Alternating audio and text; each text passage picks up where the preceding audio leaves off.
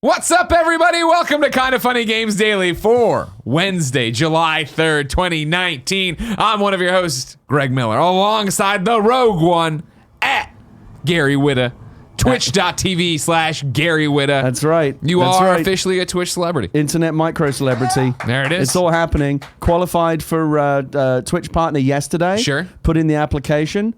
They're reviewing it right now. I hope to bring you positive results very soon. Thank you. I don't want you to get them because that'll be one step closer to you leaving. You know what I mean? I worry enough about Andy leaving over here. No, I would never leave you, Greg. Of course. Thank you very much. Cut to.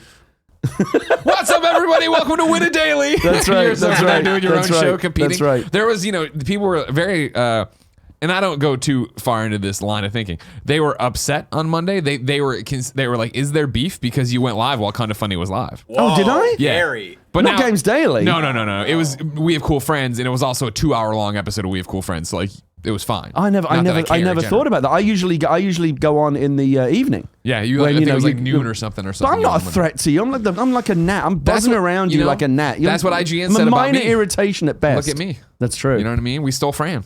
That's true. We stole Jared Petty, and we fired him. That's how it is around here. We'll take their golden calves and slaughter them right here. I'm Kinda Funny. So yeah, it's been going well. And again, I got to thank you for letting me pimp the show on the channel on the show last week. Because let me tell you, it blew up. It's been popping off all week. Yeah. A lot of Kinda Funny best friends came over to the channel at twitch.tv/Gary Whitta. Yeah. We've been doing all kinds of fun things. We added lights. We've got a bubble machine, a bubble maker. Yeah. It's like a non-stop party. And all you do is still talk to everybody, right? And I just talk. I actually set up the ability to play games. Okay. So I'll be able to play games on the channel like a Twitch streamer, is expected to. Yeah. But are we finally going to play World War Z together? I'd love to. Yeah. I can do that on the stream now. Yeah. But it's mostly me just talking about writing, giving out screenwriting advice and things like that, but also just mouthing off, talking to the chat. I've really enjoyed it. At. Yeah. Yeah, exactly. Yeah, it's been good. If you like Gary mouthing off, then ladies and gentlemen, let me tell you about Gary's Book of Eli watch along. It's Tuesday, July 9th. That is 6 p.m. Pacific time, twitch.tv/Gary Whitta. Book of Eli finally on the US Netflix. Yeah, I've been waiting for this for a long time. Now that it's finally on US Netflix and it's like widely available to a whole new audience. Yeah. Because everyone has Netflix, right? Who doesn't have Netflix in this day and age? Got your gas, you got your water, you got your garbage, you got your Netflix. You got to have it. You got to have your Netflix and chill. And given that, I'm just excited that the movie will find a whole new. There's plenty of how many movies, Greg? Have you you skipped at the theater, you skipped on DVD, and then when it came on Netflix, I'll give it a try, and then maybe you end up really liking it. Oh, how did I sleep on this movie? I've gotten so lazy that now when I start Netflix, Jen and I'll sit down with our food, we'll start Netflix, and then when it does that first thing of we're like, all right, good enough. Whatever you're advertising, why not? Let's just watch that. Right. We came here not knowing what we want. So hopefully it will lead to a new audience. And I'm trying to do something fun. I believe it's the first time anything like this has been done on Twitch. Yeah. I obviously can't stream the movie because I would get into trouble. But you'll set the movie up in a different browser window or an Apple TV or however you want to do it. Yeah. We'll go 1, 2, 3, go. We'll sync it all up. We'll press play together. And then I'll do a live commentary Q&A of the movie as it's running. Actually, we'll have the original scripts of the screen. That's something I needed to remind myself of because I really wanted to talk to you about this. Yeah, remember I texted this morning. Don't forget to talk to me. I've got to get finish this up on the watch. I'll have the script up on. I'll have the script up on the screen. Yeah. And you'll be able, and I'll talk about the script to screen, comparison. That's really cool. I'm excited about that. And I'll answer questions, and it'll be really fun. I'm looking again. I don't think anything like that's ever been done on Twitch. We're going to be hosting it on twitch.tv/Kindafunny Oh, that's great. As long as we remember, which I'm sure Joey will. And then you wrote on your hand "dream." You also texted me, remind me to tell you about the dream I had. I'm going to get to that, but my wife will kill me if I don't also do this. So the latest development in the channel is we're going to be selling merchandise. Oh wow! And I'm wearing actually the very first Space Rocks. So this is Space Rocks. This is the T-shirt based on Space Rocks, the tabletop board game that I invented some years ago, and I'm still trying to get it together. I can't get Hasbro or Mattel or any of these companies interested. I'm just going to do it myself, I think. Next year, me and Jared are going to go, because Jared's a big believer in Space Rocks. Right. We're going to go to PAX and we're going to sell it. Okay. So stay tuned for PAX. I thought don't you pummel each other with the rocks or something? Well, that's up to you. The game doesn't specify that you have to resort to violence. You can if you choose to. Because I told you, I distinctly remember telling you, hey, we should make space rocks in dreams, and you said you have to pummel someone with the rocks. No, so you have to have you have to at least have the option. All options must be on the table. Seems like it's a legal nightmare for you. You know what I mean? We'll see. We will see. Where can people get Space Rocks t-shirts? Go to twitch.tv/Gary Whitta, and I'll be providing more information too. We're going to set up our own little Etsy store. No, nice. And we're going to sell them there. Very nice. This was all made This T-shirt didn't exist 2 hours ago. Yeah. My wife designed it this week. She has a heat press and a vinyl cutter. Yeah. She put it all together, made it for me to wear on the show this morning. Or T-shirts made in the USA, designed, manufactured, printed in the USA, straight from our family from our family farm to your table. Okay. But I got to talk to you about this dream. Sure, I literally wrote it on my me. hand. I don't want to derail the show too much. I think people expect this on a Wednesday. I know that people treat this as just like a big pre-show for KFAF. Okay, first off, it's not KFAF today. But typically they do, Yeah. right? Yeah, And by the way, I got to give credit to Nick for the Karate Kick yesterday. The Karate Kick was amazing yesterday. But typically people are like, get rid of this, get rid of Greg and Gary. They're basically just the opening act. That's what they say. They're just the opening acts for Nick and Andy. We've all kind of accepted that now. So I think people get very irritated when our show goes past 11 o'clock. No, and people are like, where's KFAF? No, that's just Andy and his alt accounts in there saying over and over again. Hey, where's KFAF? It makes sense now that we know that he is alt accounts. It makes sense of how many how he has so many viewers. It does make it is starting to make a lot of sense now. Yeah, exactly. Yeah. So now listen, I know that there's nothing more boring than someone telling you about their dreams, right? Yeah. It's like, I had this weird dream last night. Oh, fucking great! You went and got falafel with Paul Giamatti and your ex-girlfriend. Who cares? It's only of interest to you. But this actually might be of interest to you because it's kind of funny related. Okay, cool. And I woke up this morning. You know how some dreams really rattle you and you wake up still kind of freaked out? Sure. And other dreams are kind of happy dreams and you wake up in a good... the mood translates into your waking state. 100%. This morning I woke up very emotionally confused by this dream. Okay. And it was a kind of funny related dream. It's the first one I've ever had. And I need you to help me process it. You're going to be my shrink for a minute Got here. it. You got it. You weren't in the dream. Okay. So, But my presence was felt. Yeah, it's I would kind of say funny so. dream. Yeah. Tim Geddes wasn't in the dream, which I was very surprised by because I have a big old man crush on Tim. Sure, of course, those baby blues. I mean, who doesn't? Exactly. It was okay. I'm gonna regret doing this. I know, but I've got to tell you about this dream. All right. It was me and Nick Scarpino and Barrett. Yeah. Okay. Whoa. Yeah, I'm signing up for this sitcom. All right. And the three of us were on the couch in my little home office that I have at home, my little sad red IKEA couch, and we were all, how would I say, cavorting. Dare I say frolicking. Okay. On the couch together, just kind of goofing around and Like wrestling? like play wrestling and tickling each other and just giggling and having a good time. It wasn't sexual in any way. Okay. But it could. But I get. But it seems like it could easily have turned into that. Sure, you're on the cusp. Right. It's like that thing. But it didn't, and there wasn't any sexual energy in the dream. It was just playful. It was just boys. I think that's having harmless fun together. I think that's. But I wonder why. I wonder why my subconscious picked Barrett and picked Nick. They're the most freewheeling, fun guys in the office. You think so? You know what I mean? Yeah. Well, yeah, but Nick is. Well, sometimes the Nick is. You don't see the angry Nick. The sad you Nick. got to get a few beers. Nick always strikes me as like the cool one, though. Yeah, dude. I mean, I know this show's just off the rails already, so who cares? But we're doing in review for Spider-Man Far From Home after this. Yeah. Wait until you hear the Nick story I have to tell from that movie. Okay. Because let me tell you, would you be surprised if he jumped over a railing in the middle of the fucking movie like a psychopath? What? We'll talk about it on the in review. But this is Kind of Funny Games Daily. Today we're talking about the Daybreak hacker that's going to jail, Epic covering those Shenmue 3 refunds, and Shovel Knight being awesome. If you didn't know, this is Kind of Funny Games Daily. Each and every weekday on a variety of platforms, we run you through the nerdy video game news you need to know about. If you like that, be part of the show. Patreon.com/kindoffunnygames. You can leave us your questions, comments, concerns, and everything else under the video game sun. Then tune in to watch us record the show live on twitch.tv/kindoffunnygames. If you're watching live, you have a special job. Go to kindoffunny.com/you're wrong. Tell us what we screw up as we screw it up so we can set the record straight for everybody watching later on youtube.com/kindoffunnygames, roosterteeth.com, and listening on podcast services around the globe. Housekeeping for you today. I'll go quick because I know we're running long.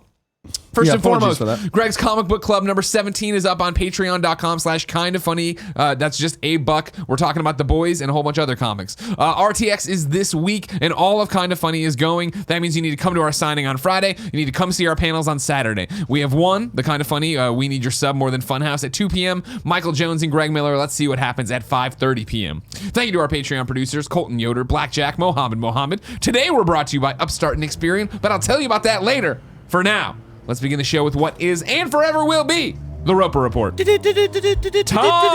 for some news. 5 items on the Roper Report. A baker's dozen. Number 1, the Daybreak hacker has gotten 2 years in prison. This is Owen Good at Polygon. Another hacker behind the attacks on Daybreak Game Company, then known as Sony Online Entertainment, is going to prison. Austin Thompson of Utah will be behind bars for the next 27 months, the U.S. Attorney's Office for the Southern District of California announced today. Thompson, 23, pleaded guilty in November, parentheses, official charge, damage to protected computer, end parentheses, in connection with attacks in late 2013 against SOE.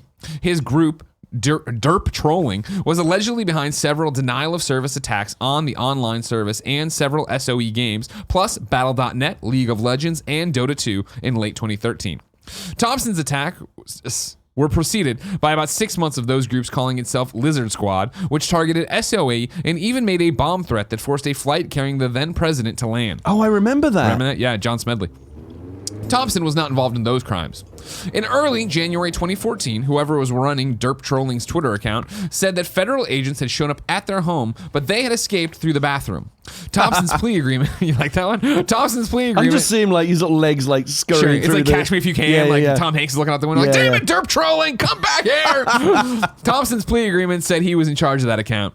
Quote, Thompson typically used the Twitter account at Derp Trolling to announce an attack was imminent and then posted scalps, parentheses, screenshots, or other photos showing that victims' servers had been taken down after the attack, prosecutors said in a statement.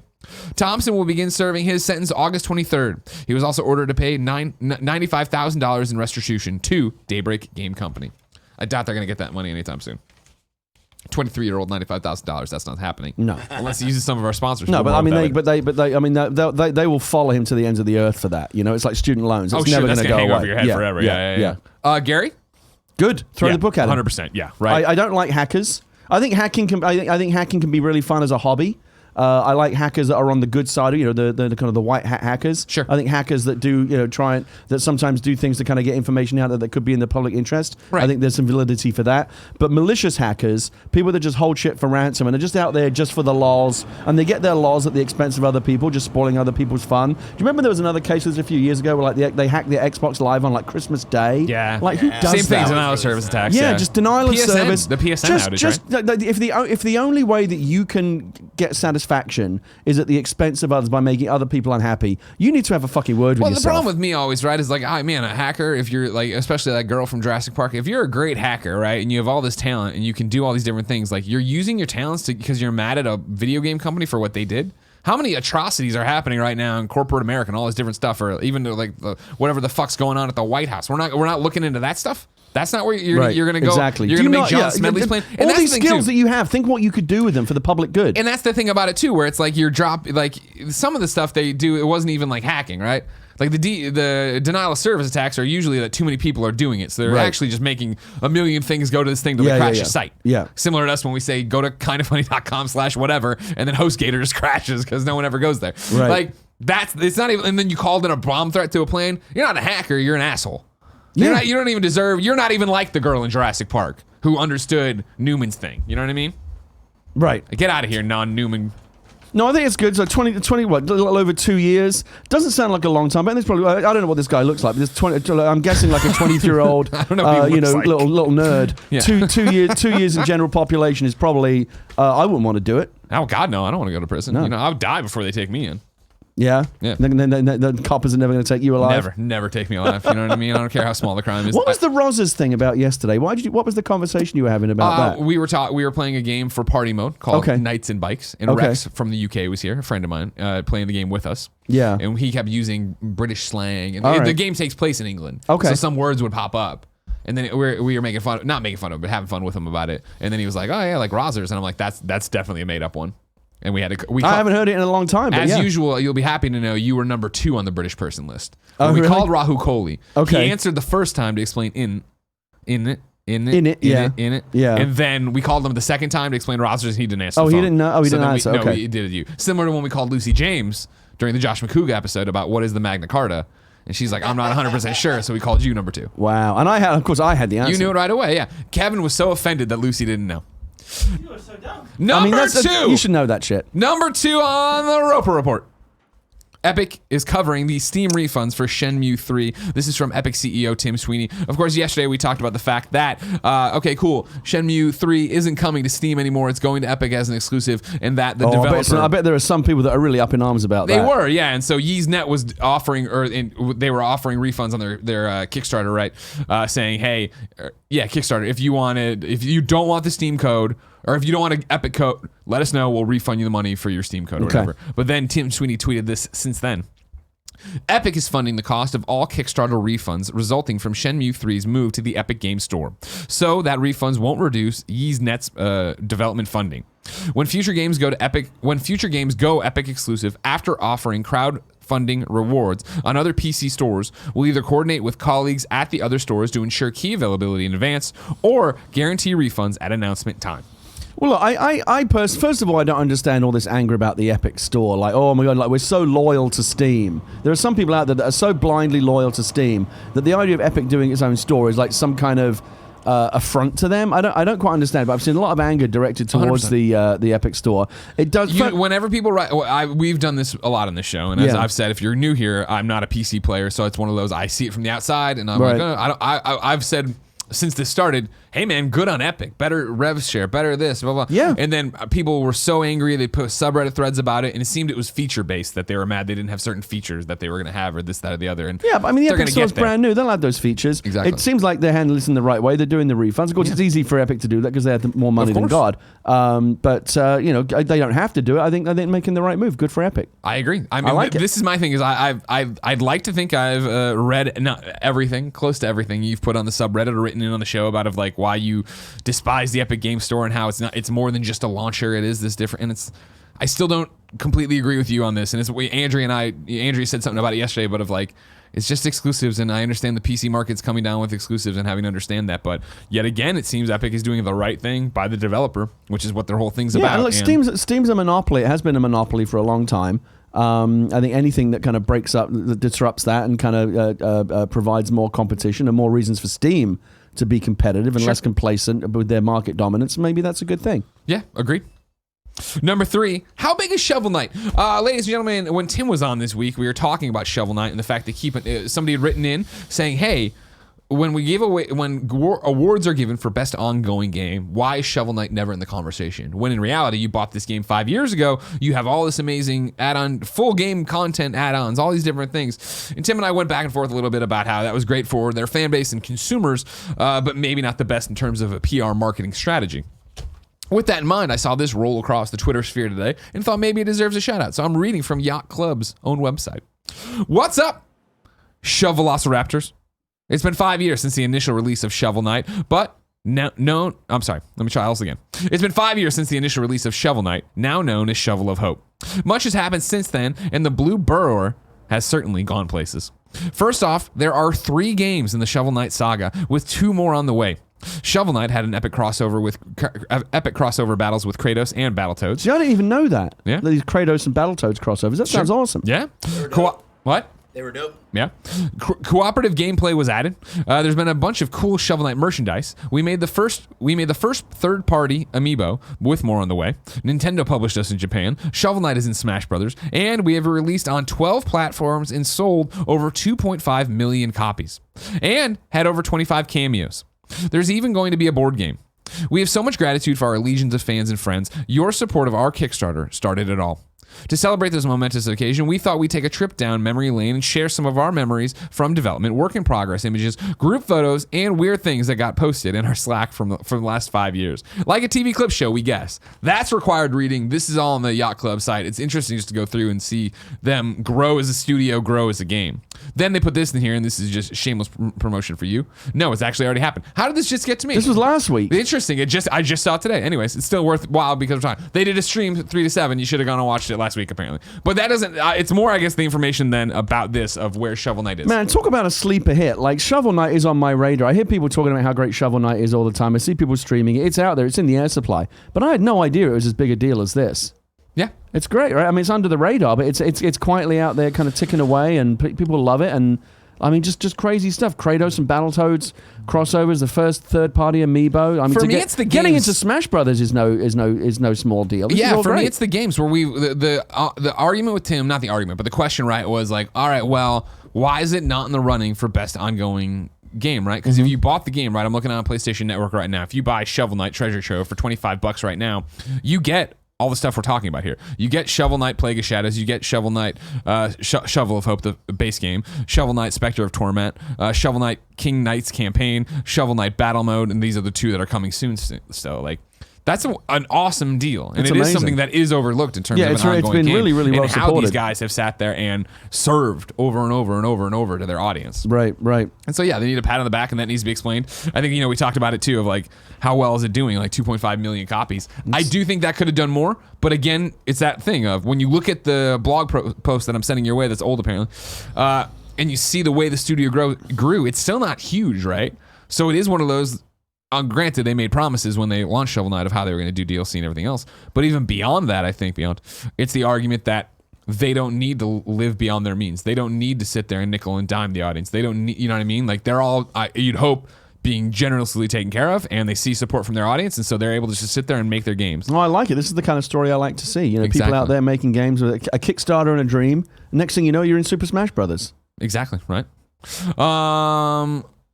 Well, this you're wrong is not about that, but it's off the base. George writes in, no, I'm sorry, Jorge, not George, writes in and says, if you're a hacker, you're an asshole. And he's quoting me, Greg, hackers are also upstanding cyber. That's not what I said. I was talking about the assholes who did the bad stuff. Yeah. I was saying why I literally in the same breath said that, so I don't accept that one, not George.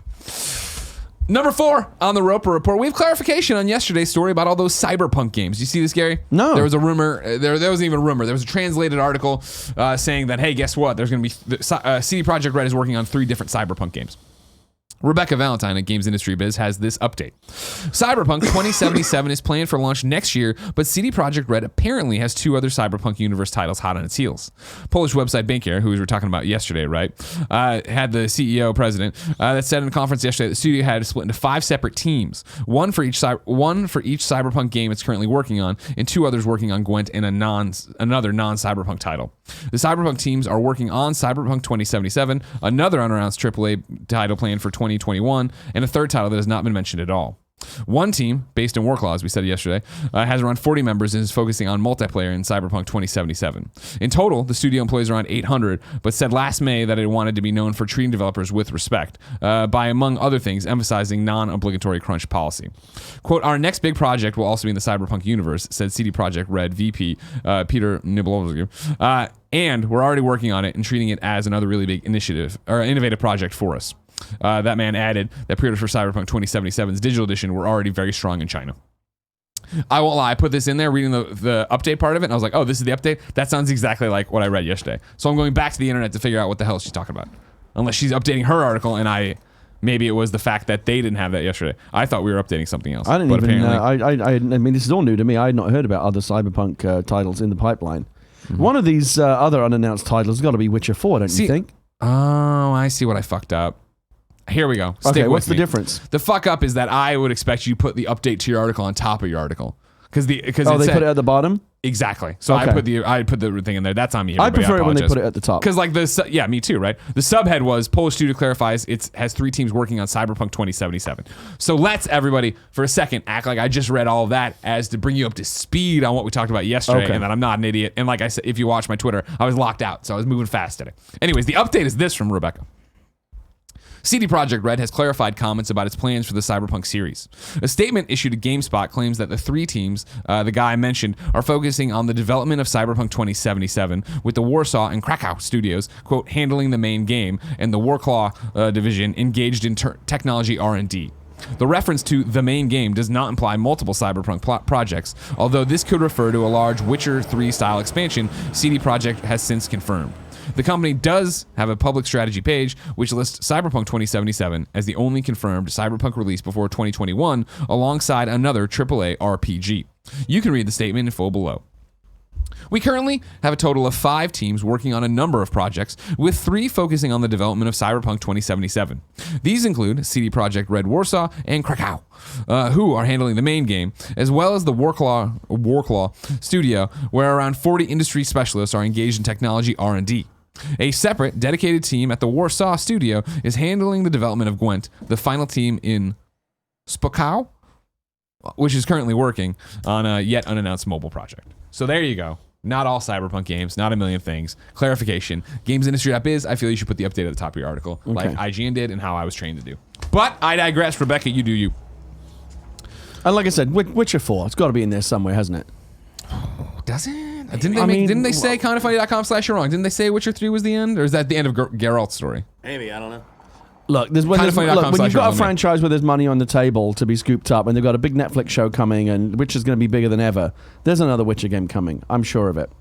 They'd be crazy not to do it. But is it Geralt's story? That's what I can't remember. I mean, I don't think it matters. There's been some statement. I remember, is it going back to, is it just going to follow us here? As long as it's Witcher, it could be a new character. Just continue the brand. People love those games. That's true. Where are you coming down in Cyberpunk? Are you hyped? Yeah, not as hyped to some people, but yeah. I thought the trailer looked great. I was when that first reveal that they did blew me away. I'll play it.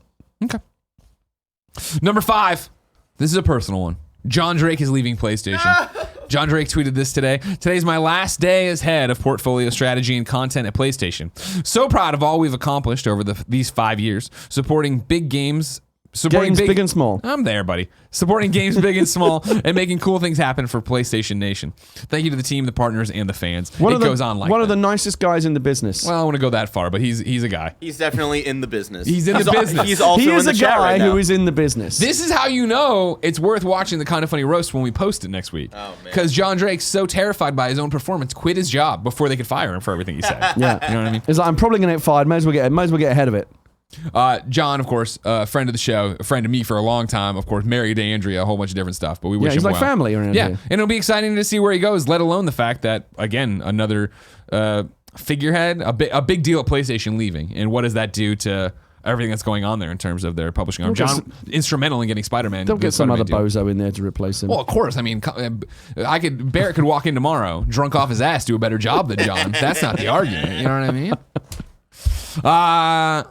In kindafunny.com/you're wrong, I was correct, and it's the end of Geralt's story. Nanobiologist says The Witcher 3 is the end of Geralt's story, but CD Projekt Red has said they are not against making more Witcher without him. So there you go. Okay, all right. Also, Malcontent Ronan, while I'm here, just says, it's definitely Shenmue, not Shenmue. No matter how I say it, people yell at me, so I don't give a shit. Your weird little Japanese sailor game, Shenmue is coming 3. It's there Shenmue. You go. Can I Shenmue, who the fuck cares? Can I do no one cares. This Can I game's not do gonna something sell. here, Greg? Because I've got an idea. Sure. Well, Greg, I'm very excited to see what John Drake's going to be doing next, but it might be a while until we find out. So but then you would do the next part. Oh, sorry. Okay. You're right, Gary. If I wanted something more pertinent, and let's say it was coming to mom and grop shops, where would I go? That would be the official list of upcoming software across each and every platform as listed by the Kind of Funny Games Daily show hosts each and every weekday. Took you a second to see what I was doing there, but you got it. I thought you were switching roles, and I was going to read the no. I was going to. It was like, yeah, it was complicated. Like, I throw to you, and then you throw back to me. We're already on holiday, It was a tricky maneuver. Yeah. It was like a 1-2, like a give and go. I like it. You keep me on my toes. You know what I mean? Yeah, Everybody else comes in here, they just slug it up. Fran's over there just laying on the desk. You know, I got nothing. He gives me nothing to work Barrett with. saw what was doing. He was saying his hands. Barrett always knows what's up. He knew what was going on. Today, Kurtz Pell adds dual soul karma in DLC. So if you are a Kurtz Pell fan, can't get through the day without that MMORPG. Can't get through the day without a little Kurtz Pell. Where would be we without it? I got 5 Switch titles in a row here. Desktop table tennis. Dobutsu Shogi World. Dobutsu Shogi World? Penguin Wars. Can we pull that, Barrett, please? Yeah, He's already ahead of me. Look at Terraria that. and World We are of of one Riders. mind. Shout out All to out. Terraria. Terraria, a game that people really there, love. the first link. Now, first off, Penguin Wars has a PlayStation 4 box art leading with it. So then I immediately need to know, after I see some gameplay here, show it to everybody. We're watching the Penguin Wars Nintendo Switch I got to hear trailer. about Penguin Wars, dude. I got to know what the trophy list is especially if it's like on Switch. Is this on all platforms? I mean, it's got a PlayStation 4 version for sure. Okay. Oh my goodness. What is this? You heard it right. After 30 years, Penguin Wars is back. Penguin Wars was around before? It's some kind of weird. Is it like shoot marbles at Crossfire? each You play other? that game Crossfire? Of course, when you you'll were get a kid? caught up in it. Crossfire. It does look like Crossfire, right? Trying to knock the balls back on each other. Yo, this is a party mode ass game. This is this is party mode waiting to happen. Surely. I do love the bright colors, neon lights, bananas flying everywhere. It's it checks all the boxes. Colors and bananas. Yeah, you Andy loves guys bananas. have got to get in on this. All right. Oh, yeah, okay. See, now that I'm looking at it, looks just too complicated to be good for trophies, so I don't know. Illusion of Falsia? Xbox One and PC. Vivo? PlayStation 4, Xbox One and Switch. Luca, Born of a Dream, Switch. Maybe that's about your dream. Yeah. Bus Fix 2019 is So, on okay, Switch. I don't want to do two, but please pull Bus I Fix. definitely we need to see know. the trailer for Bus Fix 2019. Do you think you repair buses? I hope so. I super hope so. I hope it. There you go. The first video, 32 seconds. I gotta see it. I gotta see it. Oh shit! It's a game where you repair buses. Buseuro.net was one of Oh them. my god! It really. Oh, you have to does. get the right size socket wrench too. Look at this. Oh my god, there's Are bacteria. you getting rid of the bacteria with your spray can?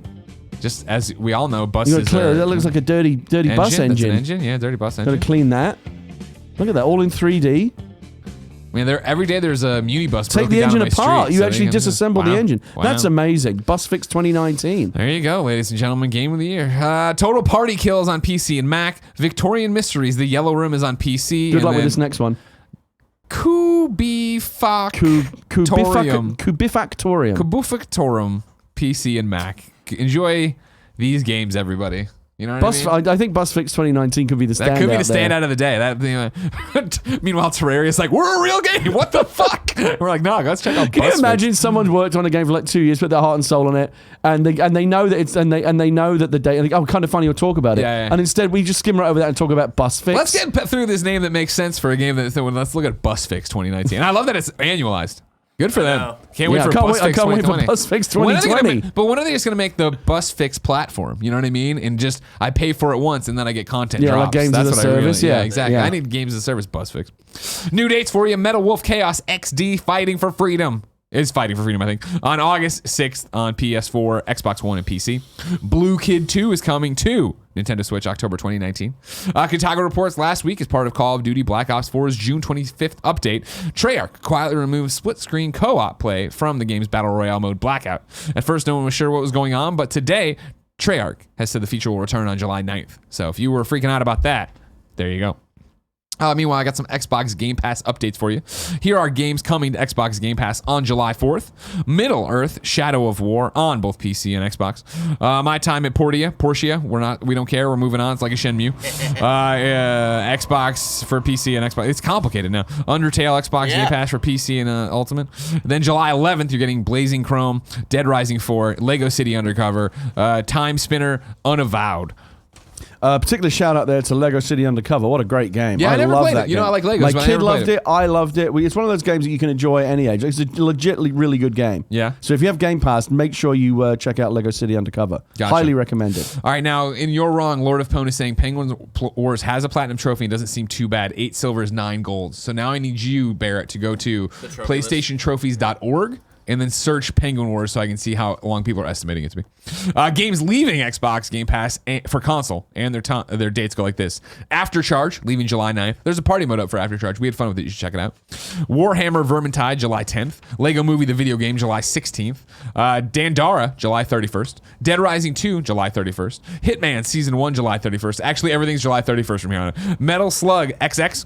Defense Grid, The Awakening. Hexic 2.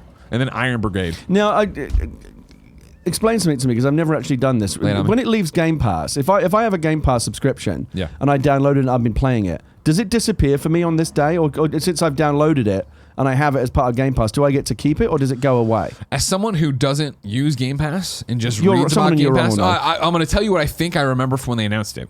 I think it's gone. I don't think it's like PlayStation Plus where you have it, great for you. I think that the way Xbox Game Pass works is those are the games that are in the library at the time, and you can't stockpile. But what if I've got like I'm halfway through the game, and then Microsoft says, "Oh, it's going in a week." Then you've got to race to go finish it. Kindoffunny.com/you're wrong. Let us know. Yeah, let us know how that works. I'm curious. No, so okay, good. You got me here. Great job. What I need you you to the trophy list is click on forums. See forums up there. Okay. Greg, you've got a sickness. You really need to talk to someone. No, that's great. And then nobody's posting. Anything. No one's posting. Yeah, okay. So go back here. So I got to defeat a bunch of people. Get 400 candies. Eat a Gira noodle. Get some skills. Get an S rank. No, this sounds like it's probably pretty easy. Defeat all shadow bosses. That doesn't sound easy. Defeat all shadow boss. I don't know what that is, but it doesn't sound like it'd be easy to defeat. Maybe not. You know what I mean? Nanobiologist is already here. You want to know what he's got for you? Nanobiologist is a mod on my channel, twitch.tv/Gary Witter. Nanobiologist says, kindoffunny.com/wrong, from the Xbox Game Pass FAQ. Games you install using Xbox Game Pass remain playable once they've left the Game Pass catalog only when you buy them. Okay. And you get a hefty discount when you buy games as an Xbox Game Pass subscriber. Okay, so if you decide you like a game and it's going away, you do have to buy it, but you can get it at a that was your question? price. I thought your question was could you keep playing it if you've downloaded it? No, that's what I mean. Oh, my apologies. Okay. When you do buy games at a discount, those games are yours to keep. Similar to add-ons you buy are yours to keep. Okay, all right, that makes sense. Yeah, okay.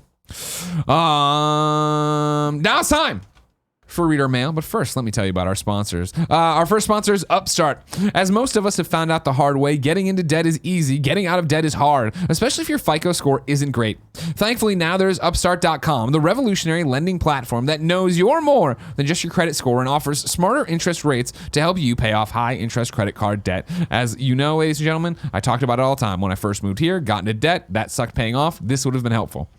Upstart goes beyond the traditional FICO score when assessing your credit worthiness. They actually reward you based on your education and job history in the form of a smarter interest rate.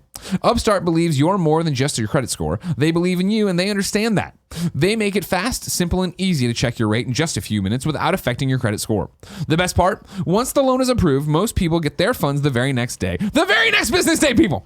Over 200,000 people have used Upstart to pay off their credit cards, student loans, fund their weddings, and make large purchases. Free yourself from the burden of high-interest credit card debt by consolidating everything into one monthly payment with Upstart. See why Upstart is ranked #1 in their category with over 300 businesses on Trustpilot, and hurry to upstart.com/KFgames to find out how low your Upstart rate is. Checking your rate takes only a few minutes and it won't affect your credit. That's upstart.com/KFgames. Up next is Experian.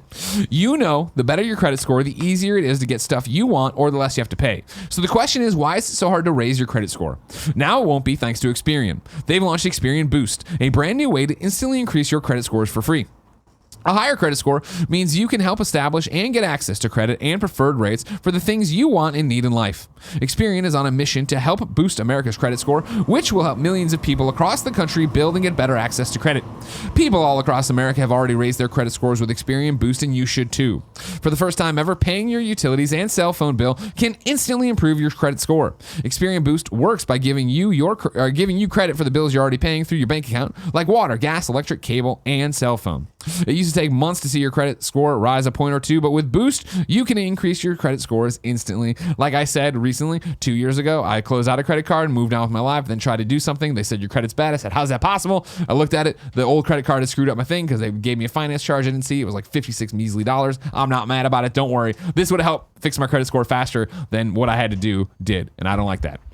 We can't believe it's taken someone so long to do this. What are you waiting for? Experian Boost can potentially help establish and increase your access to credit. Boost your FICO score instantly for free. Boost is only available at Experian.com/KFgames. That's EXPERIAN.com/KFgames. Games. Get your financial life in order with Kind of Funny. Sort it out. You know what I mean? I used to have terrible credit up till about 10 years ago because I didn't know anything about how credit works, and I had all these credit card bills, and I would pay the minimum every month, but I carried all this debt. And finally, when I sold my first movie, the first thing I did with the check was just pay off all my debt, and clear all my debt. And I've had good credit ever since. But yeah, it sucks having shitty credit. It's really awful. It holds you don't realize how many ways it fucks up your life until you have it. Until you actually have to use it. I can't do anything. Yeah, I can't buy a car. I can't get an apartment because everyone's worried that you're not going to pay them. You know, because you've got a history of being a shitty payer. Anyway. Oh, Gary. What do you got? Reader mail? We got some good reader mail today, too. I was very happy with the crop of I'm going to say, actually, even though I gummed up the show at the top of the show with all my stupid... you don't gum up the show. Don't get in your head. You just I be like Gary. to keep things moving. Everybody wants to be... They just love a But good you've got this listen. hard out now at 11. What comes after this today? I don't have a hard out. You know we don't have a hard out at 11. You usually I told you. Usually around 11, Nick and Andy start milling around here. Well, that's not that. That's because they're like, how much time do they have to kill? They're not like Andrea. Andrea used to come in the old days and interrupt the morning show going, hey, it's 11:45, I have shit to do. Those guys come in to see, how much longer can we keep fucking around? Yeah. Okay, they're not even into squat up yet. We can go fuck around longer. Right. That's the opposite. Oh, I see. I think they're not coming in here. I thought they were like, kind of like when you're at a restaurant. Sure. And you're sitting and you finished your meal and you just want to sit and chat for a little bit, but you can see other people are waiting for a table. You kind of feel bad. It's like we should give up the table. So No. I've said it before and I'll say it again, even though a contingent of people refuse to fucking believe me, and it's not annoying at all, that the show can go as long as it needs to be. Okay. if we're in the groove and there's breaking news or there's great news or whatever, we're having a great conversation. I just remember the first time we did the time change and KFAF came in, there was a whole thing was like, quick move, Barrett's got to get in and move there's all a lot the of furniture shit to around. move usually. But again, we're not even doing KFAF today. Right. Oh, why did KFF get moved? Because we're going away, obviously, tomorrow for because it's a Rooster Teeth. different week. Okay. And so rather than delay Spider-Man Far From Home in review way out, like usually we see the movies on Thursday nights. Right. And so we're like, whatever, we'll do it a normal thing in review on Tuesday.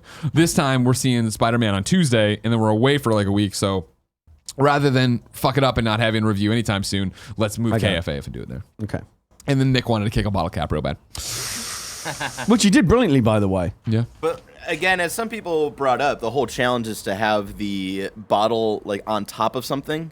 So because the challenge is to kick it off without disturbing the bottle, right? Without disturbing the bottle, but Andy was holding it, and that kind of made it easier to do. Yeah. Here's what I'll say, all right? If I was to try that, not only would I have struggled to get my leg up that high, I would have clearly either kicked Andy or smashed the bottle against the wall. So the fact that Nick had enough control to even get close, but not knock it all the way around. Everybody shut up. It may have been like the training wheels version of the Statham stunt, but it was still more than I could have done. 100%. You would have got hits out of me doing it because I would have like fallen ass backwards into the couch or whatever, and you'd have got like comedy viral clip bait out of it. But fucking hell, what Nick did was impressive. Here's where I want to start. I want to start with Parker B. All right, Gary, this is on page 2, top of page 2 there for you. Happy America's Birthday Week, Greg and Gary. Oh, that's right. It's 4th of July tomorrow, isn't it? Yeah. In lieu of recent events with Dr. Disrespect, the trash talking, and the craziness within the personality realm, I wanted to get your opinion on finding a voice. As a young guy who's still trying to find his voice in the video game world and believes in the kind of funny vision of be better to each other and be positive, it's discouraging to see unethical personalities excel. Nobody's perfect, but it's getting ridiculous. But is that what it takes to find a niche nowadays? I've been searching for a gap I can fill for quite a while, and I can't seem to nail it. Any advice for myself and others in a similar boat? Despite my thoughts, there's nothing that would tear me away from the KFBFs and the love of the community. Peace, Parker B. It's a good question, and it's a good question for me right now because I'm in the middle of this. As I'm starting my channel, I'm trying to find my voice. And I started the channel not really knowing what I was going to do. Did I want to goof around? Did I want it to be comedy? Did I want it to be like a serious channel about writing and giving out screenwriting advice and answering people's questions?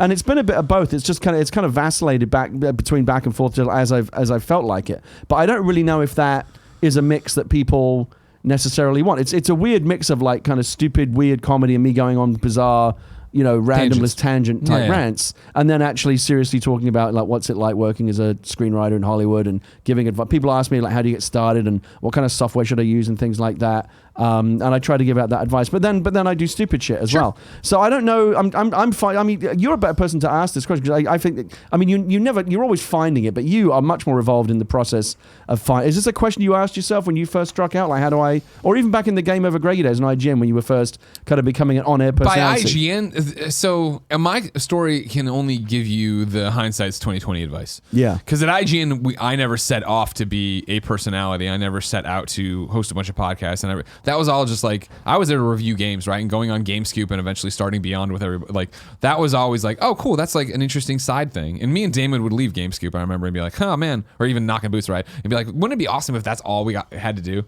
All right, and back to working. And then by the time I learned what YouTube really was with Up at Noon and started Game Over Greggy, the YouTube channel that would become kind of funny. That even wasn't so much as, man, what content should I be making? The advice about content is always simple, right? And I know it's a dirty word that's thrown around a lot and I think used the wrong way and then thrown around by people who don't necessarily understand it, is it's authenticity. I've always said that's exactly what you get here. And so what that means in this thing is the content you're creating, would you watch it and would you enjoy it?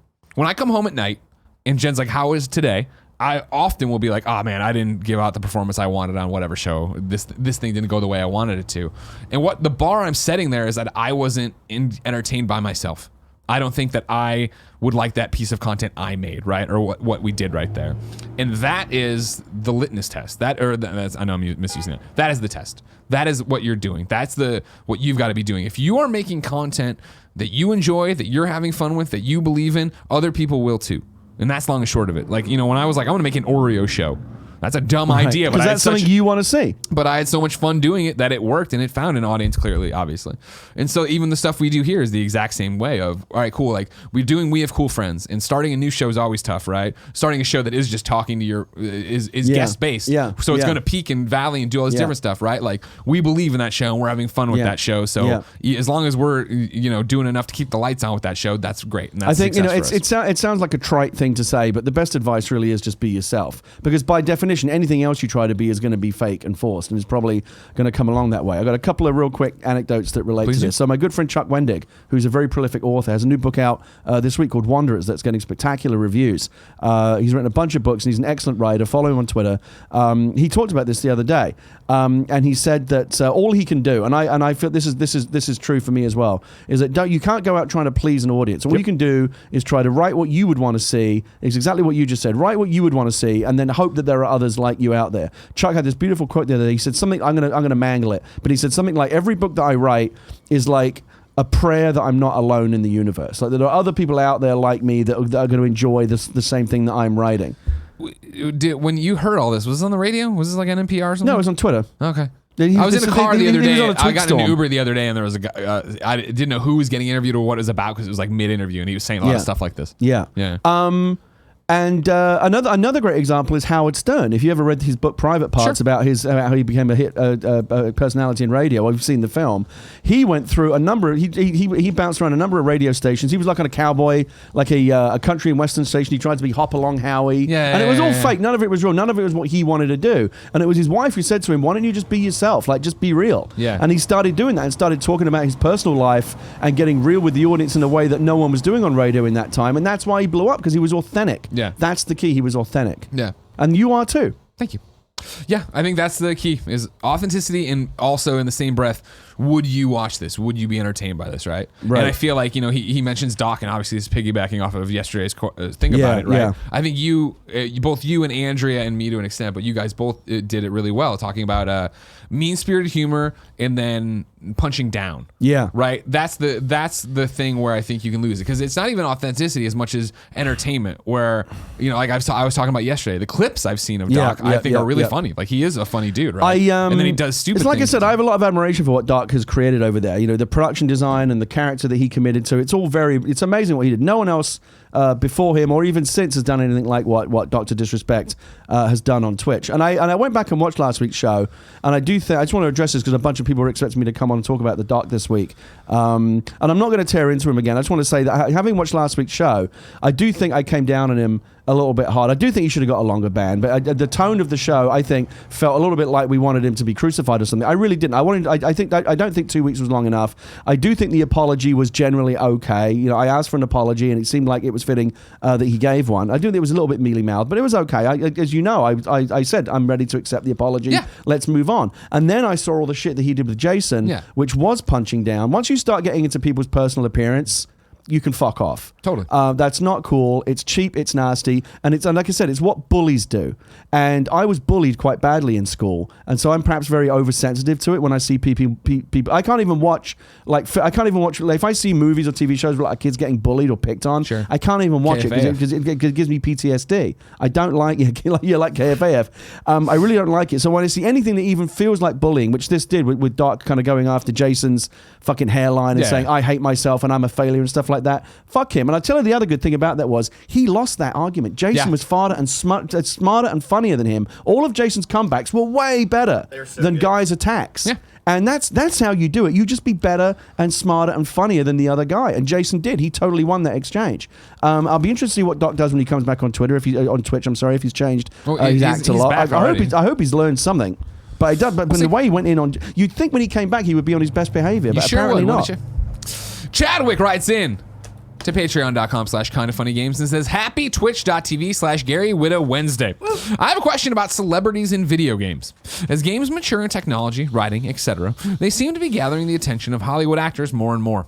Ellen Page and Willem Dafoe were once outliers in Beyond Two Souls, but now it seems like there are so many major franchises that are trying to draw players in with big name talent. Are you worried at all that this might take away from opportunities from lesser known, but maybe more talented voice/performance capture artists in favor of a flashy name? How many brilliant performances, like in Senua's Sacrifice, will we lose to mediocre names like, okay, he throws out Hayden Panettiere. Oh, is she mediocre? I don't know. She was great in Until Dawn, sir. Thanks. And it was a pleasure to bump into the crew at Spider-Man last night. Chadwick. Oh, hey, Chadwick. Throwing Hayden's name around like that, I totally don't agree with.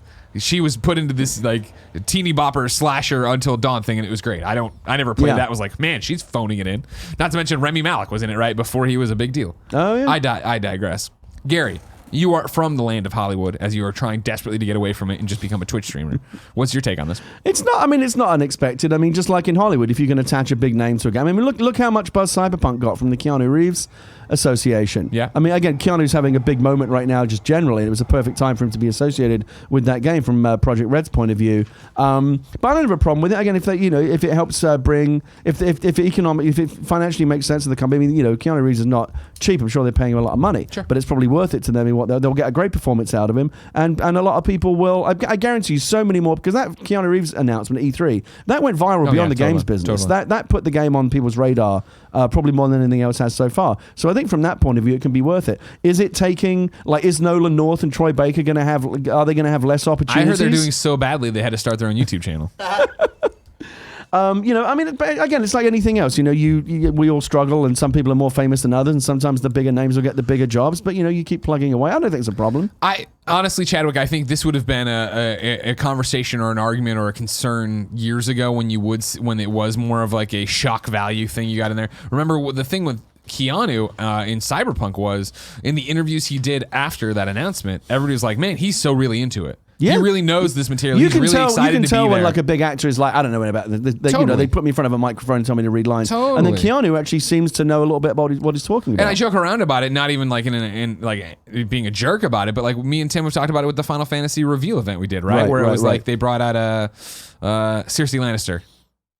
Lena Headey. Lena Headey, right? And she was in this CG movie or whatever, and it was very much clearly like she was just looking off the prompter of like, what is this weird ass world about? Like, and I'm not even being like, oh man, fuck her. It was just like, no, she was brought in to be a voice in this CG movie. Who cares? It's like there's such different layers that I think I'm not worried about a studio like, and this is, stick with me, it's a weird thing.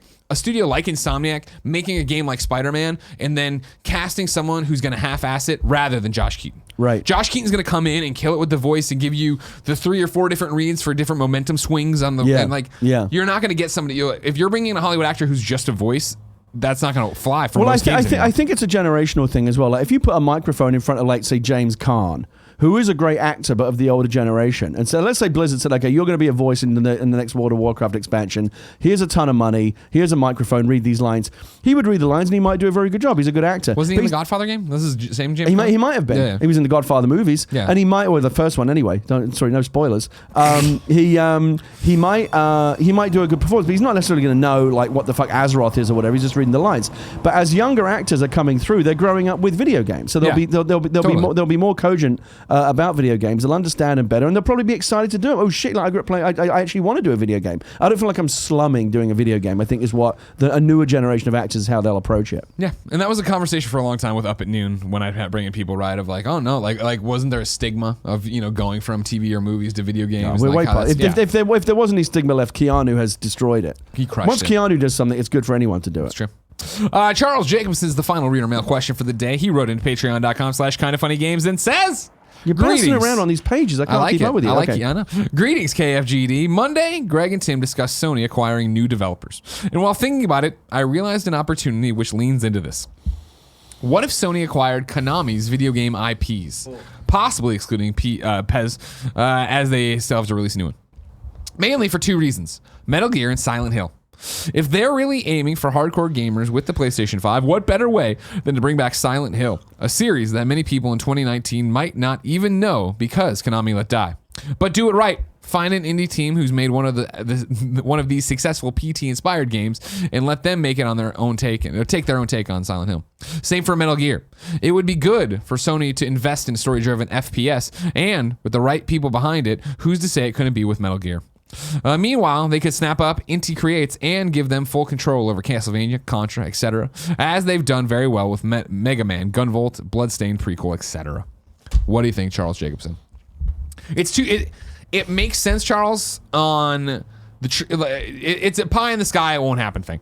Konami's not going to give up these IP because Konami's doing fine with them just sitting on ice. Their pachinko machines and everything else are doing fine. Why give away this? Maybe they'd license it out. I could totally see them licensing out these and letting Sony do stuff with it. But that's Metal Gear and Silent Hill. Your Silent Hill thing doesn't hold water for me because, again, what the article was, right, is that Sony is PlayStation 5. They're thinking about scooping up more studios. They're focusing on AAA games for gamers. They're not really supporting indies. So Silent Hill wouldn't be given to an indie. They'd want Silent Hill to be given to another AAA thing. Right. Taking those two, license them from Konami, give them to AAA publishers, similar to an Insomniac Spider-Man deal, great. And then that's why I also think it doesn't make sense for them to go to Inti Creates and be like, here's Castlevania, Contra, etc., because those are more indie titles. Granted, bigger IP, but indie titles that PlayStation apparently, according to what we've heard, isn't working out so well. I mean, I agree with you. I mean, my main take on this is that it's a real tragedy and somewhat preposterous that some of the biggest franchises in modern video games. Think about it. Like you just said, Silent Hill, Metal Gear,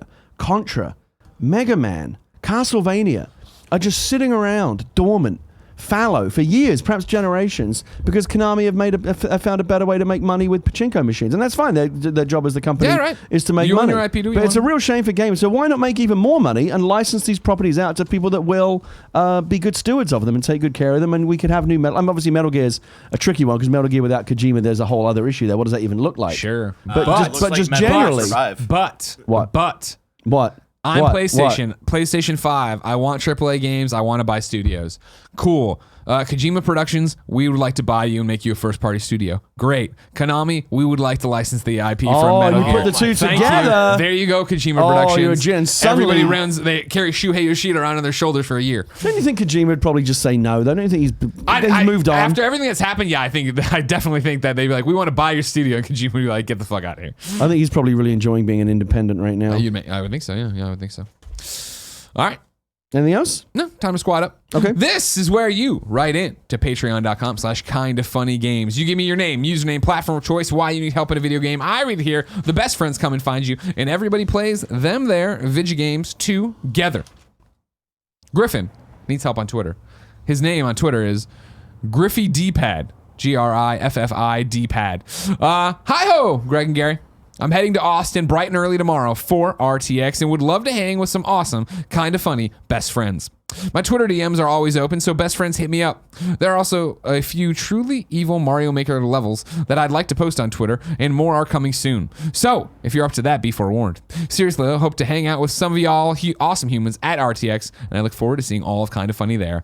That's GriffiDPad on Twitter. I've really been enjoying watching Andy playing Mario Maker levels. Really some of his rage quits. You guys are making some epic. great Twitch content right now. You know what I mean? Oh yeah, he and I, we raid each other's channels. It goes back and forth. It'd be awesome it's if great. they were like, team players who made it for us. Yeah. That'd be really great. That'd be really cool. You know what I mean? Yeah. God forbid. If Greg, if I don't do it around here, it doesn't happen in terms of content. Yeah. You do a lot of work. I'm not saying you don't do work. You know what I mean? But I mean, like Andy or that. God forbid he streams for our fucking channel. Yeah. Remember, you only get one Amazon Prime subscription. Give it to Kind of Funny Vids. Actually, Kind of Funny Games. I don't even know our own Twitch channel. Time for You're Wrong. This is where people watching live go to kindoffunny.com/you're wrong. Tell us what we screw up as we screw it up. I usually don't put in misdates because I could put them anywhere, but since it's the end of the week, I have to. Nanobiologist points out that the Assassin's Creed Odyssey final DLC, Judgment of Atlantis, will be released on July 1st. For all, wait, why? Wait, wasn't that? Yeah, it was yesterday. I don't understand. 2 days ago. Well, get the fuck out of here, Nanobiologist, with that. My wife will be interested. She might not know that. I'll have to tell her about that. Nanobiologist comes back and says the CG movie for Final Fantasy 15 was called Kingsglaive. Thank you very much. Matt the Wab says Yuri Lowenthal voiced Spidey in Insomniac Spider-Man, not Josh Keaton. That's a great call. I was saying like Insomniac, then I said like Josh Keaton. Right, he read my mind on what I was trying to do. And he there. was great. Yuri was amazing. I love terrific. Yuri. He's probably going to see this clip and be very offended that I forgot. But he knows I love Josh too. It's tough. I love too many Spider-Men. You know how it is? Too many Spider-Men in my life. Somebody pointed out on Twitter today, we now live in a world where there are 3 Spider-Man 2s.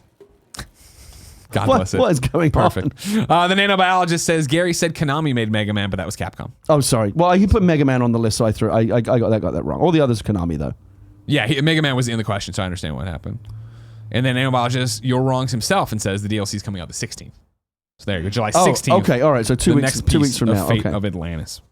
Ladies and gentlemen, That's been Kinda Funny Games Daily, your last one for the week. There's no show tomorrow because it's 4th of July, and there's no show Friday because all of Kinda Funny is going to RTX. If you are going to RTX, please come see us Friday for our signing. Then come see us Saturday for our 2 panels. Kinda Funny, We Need Your Sub More Than Funhaus at 2 p.m. Michael Jones and Greg Miller, Let's See What Happens at 5:30 p.m. And I also want to point out, if you're not going to RTX and you're hungry for more of this Kinda Funny, the unique brand of humor, I will not be taking a day off like these fucking schmoes. I will be broadcasting this unique brand of humor of Kinda Funny. That you can get That's trademark infringement, sir.